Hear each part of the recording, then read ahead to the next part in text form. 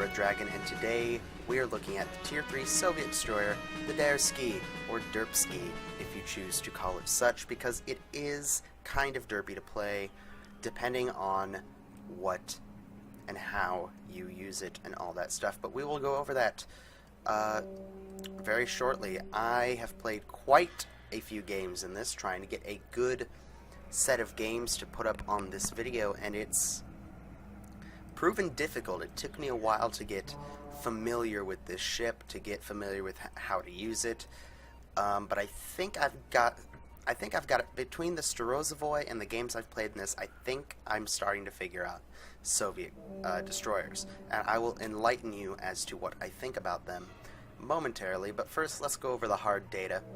Hit points 9,700, armor 12 millimeters maximum, so typical destroyer, not super beefy, but it'll get the job done. Main battery guns are 3 102mm guns, 1 forward and 2 aft. Their turret turn time is 17.1 seconds, so not as fast as the Americans, but a little bit faster than the Japanese. And they fire 12 rounds a minute, so decent fire rate, comparable to the Americans, just their turret turn time is not that fantastic. So less powerful main battery guns, or, well, not less powerful, less agile main battery guns than the Americans, but still better than the Japanese. Your torpedoes, just like the Starozovoy, only fire out to 3 kilometers, but they do travel. How fast do these travel? They do travel 51 knots, so they have a decent speed, and they fire at a rate of 2.7 rounds a minute, almost 3 torpedo salvos a minute, which is really fast. And you also have 5 dual tubes. You have one at the aft, 4 amidships, both a couple forward, a couple more aft. Yeah, 1, 2, 3, 4, 5. I can count. Yeah, so you have the ability to launch 10 torpedoes at a target in very rapid succession. And because they're such short range, you're going to have such a close distance between you and the enemy ship. They're going to have little to no time to do anything about those 10 torpedoes. And even if half of them missed, you still have a very high probability of sinking them, because these torpedoes do, on average, 6,167 maximum damage, plus the flooding they're going to inflict, plus you're most likely going to land more than 1 on the target. So if you don't kill them with the first couple torpedo hits, the flooding should finish them off. And if somehow by a miracle that doesn't happen, they're going to be reloaded in about 19 seconds anyway, so you don't even really need to worry about it. It does have anti-aircraft guns, but again, your destroyer, you're probably going to have these shut off. They're just 2 7.62 Maxim machine guns. We can see them up here on the bridge. Not that impressive. Maneuverability. This is where the Russian destroyers have their advantage. Their maximum speed is 32.8 knots, and their rudder shift time is 2.6 seconds. These are incredibly maneuverable. This is an incredibly maneuverable ship, just like the Starozovoy, and I'm sure just like the rest of the Russian destroyers, or most, I would hope, are going to be. They are incredibly maneuverable, and that is going to help you very, very significantly as you're trying to sneak close enough to enemy ships and avoid their gunfire to launch your torpedoes. It can be detected on the surface at a range of 6.1 kilometers, and detected in the air at a range of 2.9 kilometers, or from the air. This ship does not fly. So in the last World Warships video I posted, we looked at the Kolberg, and I kind of talked about how I felt now that I'm 3 ships in. What I think of the German cruisers, and where they fit in World Warships, and kind of what their strengths and weaknesses are. I'm only 2 ships in technically in the Russian destroyers, considering the Tier 1 ship is a cruiser, but I feel that with the amount of games I've played, I already have a feeling about how these ships are going to work long-term, where they fit in World of Warships as a whole. So real quick, same as we did last video, I want to look at the equivalent ships of the same tiering. By the way, I do have Aslan's mod with the extended tech tree option checked, so it'll show you all the ships that have been in the game, whether they're, the Phantom Fortress ships, or, gift ships like the Marblehead, or whatever these are that the devs are using to look at stuff with, whatever. So it'll show you kind of where everything sits, so you can still, like, I can bring up, I believe, because it's modeled in the game, you can bring up and look at, the Phantom Fortress. I obviously can't play it. Oh, and they have the... That's cool.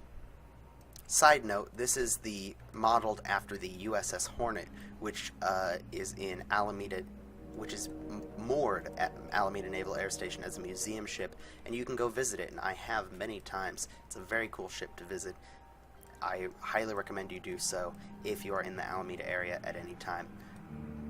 Anyway, enough about my local museum ships and such. We were going to look at the equivalent tier American destroyer, the Wix. So the Wix has less hit points than the Derzki, but again, its guns rotate faster. Yep, 2 seconds faster, and the main battery guns don't fire as far out, but it has one more of them, and they turn faster. Torpedoes, even the torpedoes on the American ships, although they don't travel as fast, they do more damage when they're fully upgraded, and they fire out a little further. If we look at the Japanese cruiser, the Japanese destroyer at Tier 3, the Wakatake, again, less hit points than the Russian Derzki, but main battery firing range is less as well. It has the same number of guns that rotate much slower. Yeah, battleship turn time on those turrets. The torpedo range, again, much longer, but it has less of them, but still, they do more damage. So, looking at American, Russian, and Japanese destroyers together, here's the analogy I want to use to kind of put them into place. Actually, you know what? Let's start a battle, and then I will talk about it, because I have rambled on far too long in this intro as it is. So, let's take a look at our first battle. Alright, here we are in our first game in the Derzki. Yeah, excuse me. Anyway, so yes, here we are, first game in the Derzki. Look at that St. Louis. And we are going to steam forward and take a look at what there is to see over here. Now, as I said just a second ago, with the strengths of the Russian destroyers, their speed, maneuverability, their ability to take a little bit more damage, and their torpedoes, I'm going to liken it to this. The Japanese, American, and Russian destroyers obviously are all going to play different. We know this just from playing them. You guys know this. It's common knowledge. Every ship class of every nation plays different than every other ship class of every other nation. The American destroyers, like that Samson over there, he's doing what he should. He is staying away from me, because he knows if I get really, really close, my torpedoes are just going to outnumber him. But the Americans' strength is that they have guns and high maneuverability. They can throw their ship around, and their guns can rotate fast enough to stick with you, to stay with you, and hold that target and pepper you with fire. And if you do get within torpedo range, they don't have such crap torpedoes that they aren't going to be able to hit you. Like right now, I'm inside his torpedo range, and you're going to see, I'm sure he's got torpedoes in the water. Any second I'm going to see them, I know it. But the American destroyers, there they are. Called it, and there'll probably be another set right behind them, I think. Unless they hit the... Nope, there's more. That should be all his torpedoes, I believe. But the American destroyers, they are basically, if I were to liken them to Roman infantry, they're the main, main troops. They've got decent they can reach out and touch you with their guns, and they aren't afraid to throw their torpedoes at you if they need to. They're your standard infantry. They can do both guns and torpedoes very well, but they'd rather shoot you with their guns and stay at distance if they can. So the American destroyers have the advantage in gunnery. Japanese destroyers, they obviously have the significant advantage in torpedoes. They fire at a further range. They fire slightly more of them than the American destroyers. They can sit at range. They're kind of like the archers. They can hold back. They can launch torpedoes, destroy a target without it ever even knowing it's there.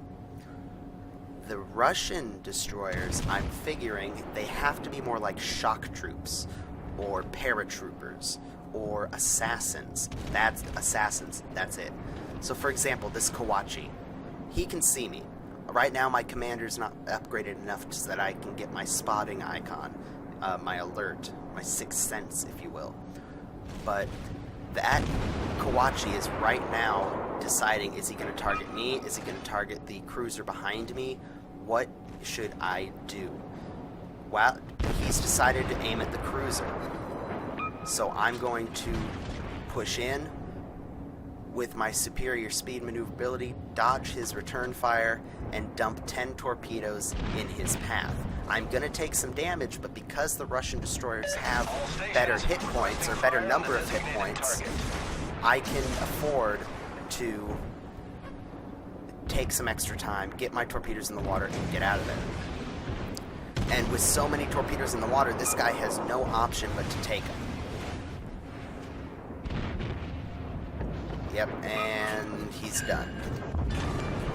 So, that's, for those of you who are brand new to the Russian destroyers, that's where their strengths lie, is in the ability to use. You can't go like a Japanese destroyer and lone wolf, sneak around outside detection range and fire your torpedoes and get away. You can't do an American destroyer and get within gun range and do massive twists and turns while still keeping your guns on target. These guns are just slow enough at rotating that if you turn to, and the ship maneuvers so hard that if you turn too hard, your guns just can't keep up with you. So you have to travel in a more subdued path that's going to not allow you to be as hard to hit by enemy ships. But if you can get in a situation like we did with the Kawachi just a second ago, where you have other friendly ships distracting them, or if you remember the Starozovoy video, where my friendly cruisers were distracting the South Carolina battleships, I was able to get in and torpedo one of them and cause the other one to turn tail and run. You have to be that surprise ship. Stay out of range until you know you can get the advantage. Don't open fire with your guns at long range unless you absolutely need to. Don't rush in unsupported. You need to let your team distract for you and then go in for the kill. Like right now, I see this Kolberg and I see that Derzki. They are focused on firing at that St. Louis and at the other friendly ships in that area.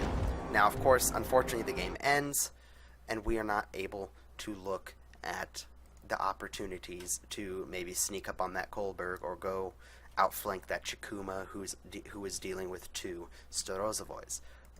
But at the end of the day, we didn't do too bad. So here's our post-battle results. We did get some here. One thing at a time, Anthony. I'm a little hyped up on caffeine, so excuse me for being a little quick. We got 37,425 silver credits. We got 825 experience. We did 22. We got 22 target hits, 4 torpedo strikes, 2 incapacitations, 1 ship sunk. That was the Kawachi. 2 fires set from firing our guns, and we caused flooding again on the Kawachi. Our team score. We weren't top of the team because we did only sink 1 ship, but we weren't the bottom either. We did work. We sunk a ship. We contributed to the victory. So nothing wrong there. Damage done. We did 7,000 damage with our high explosive shells. We set 2 fires for 1,300 damage, and we caused 18,000 damage with our torpedoes. Even though we started flooding, we didn't cause, no flooding happened, because by the time flooding started, 3 more torpedoes hit the Kawachi and blew it out of the water. Had that Chester not been shot to death before our torpedoes got there, we probably would have gotten some hits and sunk him as well. But that's the way this game works. So we're going to look at one more battle. This time I'll actually narrate the battle as opposed to talking about the way the ship should be played. But I think it's important. I think these Russian destroyers have thrown a couple people for a loop, especially myself. I had a hard time figuring it out, so I'm hoping these videos will help you guys kind of learn the Russian destroyer tactic. And we're going to look at kind of another way you need to be ready to play it. It's not the ideal way to play the Russian destroyers, but it is something you're going to have to do every so often. So let's take a look at that. Alright, here we are in the next game in the Derzki. Let's give them a hard time. Yes, let's give them a hard time indeed. This is on the Solomon Islands map with a 3-point capture the flag, well, not capture, like domination objective. So, where I spawned, plus the speed of this ship and its maneuverability, I'm going to go Cap B. Simply because I'm quick, I can get in there, throw, even though my torpedoes are such short range, they're long enough range and there's enough of them, 10 of them in fact, that I can clog up that channel and deter any enemy ships pushing down it, at least for a minute or so, until some of our cruisers or the carrier can get over there and help plug up the hole as well. And it looks like we do have some German and Japanese cruisers and Tier 4 Izyaslav, yeah, that's how you say it, Russian destroyer helping us as well. So basically the plan is I'm going to turn off my anti-air so I don't alert anyone to my presence too early, even though I'm sure the carrier is going to send every plane he's got up the middle. We're going to get attacked anyway. Yep, we're detected. It's a trap! Again, that's another Aslan's mod pack feature. I love it. Basically the plan is if we don't get cut off by this Kuma, which it looks like he's kind of not going to let us... we're gonna slow down. Yeah, we're gonna slow down and get on the other side of him because he's gonna cut us. Nope.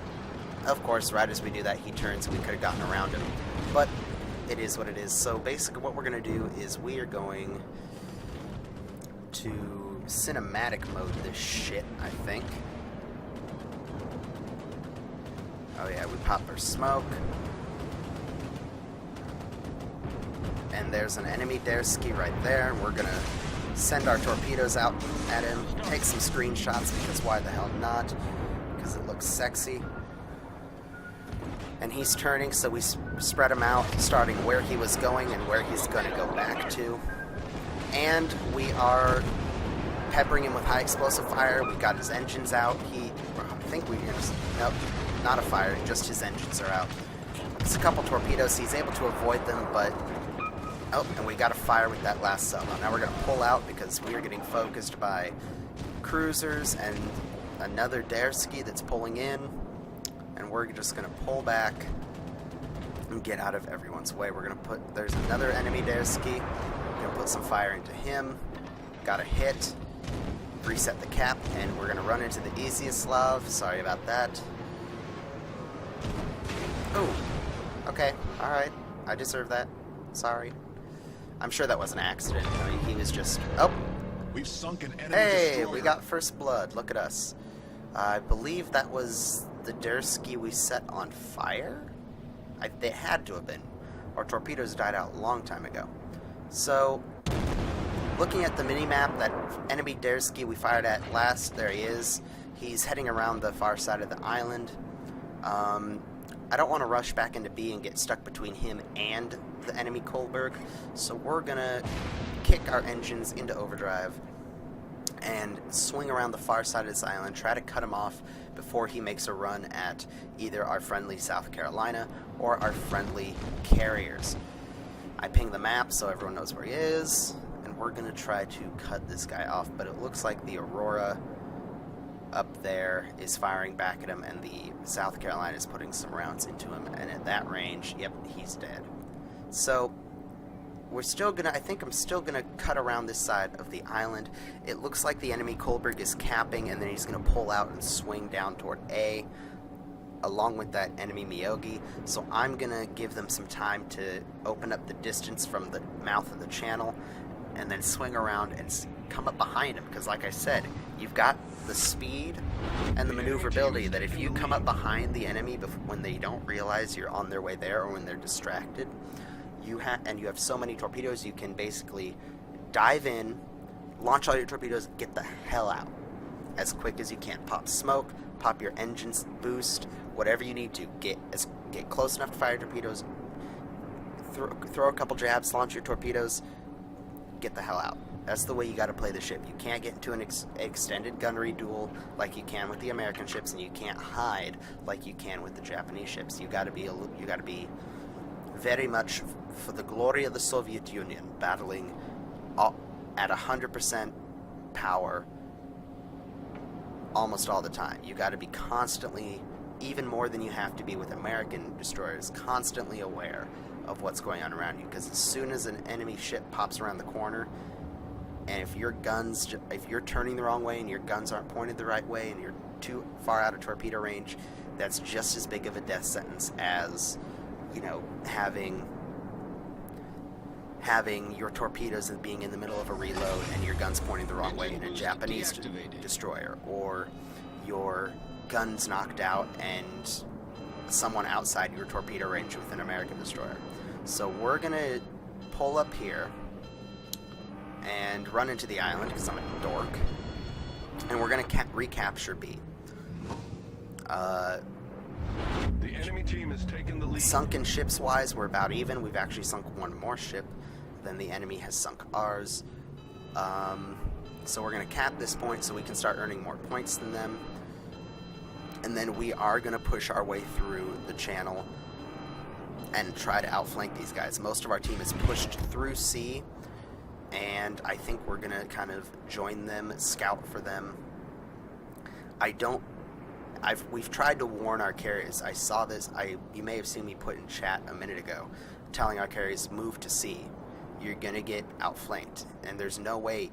I mean, I have 10 torpedoes, but there's no way I can go cut off two Phoenixes, a St. Louis, a Miyogi.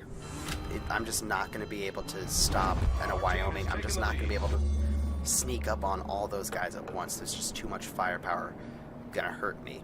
So either the carriers need to move, or unfortunately they're gonna get sunk. I just cannot risk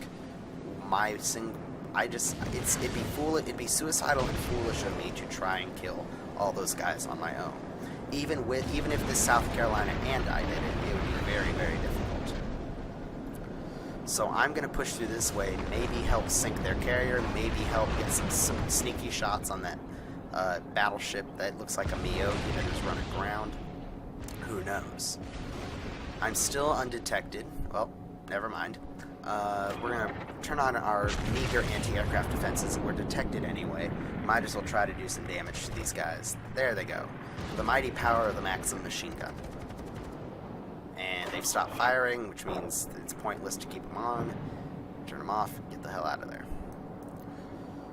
So this is the scary part, because I know there's probably more enemy ships that are about to be detected because they're behind the island. Wait for it. Wait for it. There's another Miyogi. Okay. Out of range. Kolberg's out of range. I'm undetected right now. Now, I'm detected by air, which means I'm detected by everybody. Crap. Which way are the guns pointing? They're pointing at me. Shit. Send some high explosive out. I take significant damage right there. Kolberg's trying to fire at me, but I'm just outside of his range. That Miyogi's going to take a minute to reload. Nope, his back guns are reloaded. Shit. Alright, we're going to repair that, pop smoke, and get the hell out of here. Wait for our ships. We're going to fall back behind friendly lines, and then once they're engaged, we'll pop in and take advantage of any opportunities that present themselves. So, yeah, open water is not a good place to be with this ship unless you have a mass amount of assistance behind you, like, well, you know, the four cruisers, 3 battleships that I've got. As long as you're not the one out in front, like most destroyer captains are, you're fine. So I'm detected anyway. I'm just gonna hedge on the fact that there's more than me to shoot at, and I'm wrong, that Myogi still wants my ass for some reason. I mean, he can sink me with one salvo, but I'm such a more difficult target to hit. I don't know what's going on with my gun sights right now. I'm actually shooting at that Langley. This is a post-battle commentary, in case you haven't figured out. All stations reporting the position of a strategic target. We're still getting hit by that Phoenix. We are not going to survive this battle. I can almost guarantee it. We're just not that lucky. The best we can do is get more damage on the enemy ships. Focus fire on their Langley. Yep, he's dead. We don't get the kill, but that's okay. Focus fire on this Kohlberg.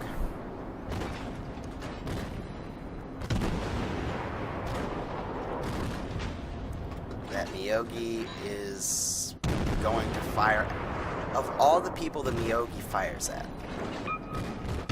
Actually, is it the Myogi that fires at me, or is it the Kohlberg? I can't remember. We set fire to the Kohlberg, he gets magazined, and of all the people the Myogi shoots at, of all the people in this entire side of the map the Myogi decides to put rounds toward, guess who it is? I'll just let you guess. Just think about it. Who's it gonna be? Yep, it's me. Of all the targets, another battleship, 2 cruisers, of all the things he could have shot at, he shot at the destroyer. So, yeah. Our carrier, one of our carriers is sunk, the other one's going to get cornered here in a second. We're even on ships for now, but again, that carrier is about to die. Their St. Louis is capturing the objective, so unfortunately,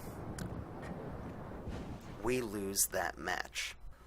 So yeah, we got defeated. Oh well. We did get first blood, and I believe we got the appropriate flags for that, the Zulu flag. So, not unhappy there. We got 29,000 credits, 297 experience, 24 gun hits on target, 1 incapacitation, 1 ship destroyed by fire. We got no torpedo hits that round, but that's alright. Oh, we reset the cap, we capped. We did a little bit of everything in that match. Again, middle of the road as far as our team was concerned. We lost anyway, so, you know, whatever. Damage done. We did fire a couple AP rounds at the enemy Kohlberg at the end there. We did get 3 penetrations, but again, not a whole lot of damage because it is a German cruiser. Doesn't have very thick armor. HE shell hits. 7,000 and 930 damage with fires set. So not a high damage match, but again, use this ship's maneuverability to your advantage and speed to your advantage to put yourself into a position where torpedoes can be used. Let the enemy ships get distracted by your teammates, outflank them, and basically be like Roman cavalry. While the main armies are engaging, ride around and cut out the back of their kneecaps. Why not? Be ruthless. So yeah, that's it for this video. I hope you enjoyed the Russian cruiser gameplay. Russian cruisers, if only. The Russian destroyer gameplay in this video. If you liked it, be sure to give my Starozovoy video a check out as well. There will be an annotation and a link in the video description below. So yeah, next ship will hopefully... Well, I don't know. As far as the Russian and German ships are concerned, I'm starting to get to that point where it's going to take longer to unlock them. I will have, you know, the Karlsruhe and the Izyaslav coming soon, I hope, but in the meantime, I'll try to show you if I happen to have a really, really good game in a couple other ships. I know I've got a pretty good Langley game. Yes, I know, a Langley, an aircraft carrier. I do have, so far, what is my best aircraft carrier game that I'd like to show off if I can. Plus, again, War Thunder and some other things hopefully going to come out this week as well. But that is for later. Thank you guys for watching. Thank you guys for all your support. Even if you don't, even if you lurk and just check out the videos as they come up, I do encourage you, give the video a like, give the video a comment. I would really love to talk with you guys, chat with you guys, hell, even play with you guys if you are so inclined. So hit the like button, share, subscribe, comment, all those fun things, and I will see you guys in the next video I record. Peace out and have a good day.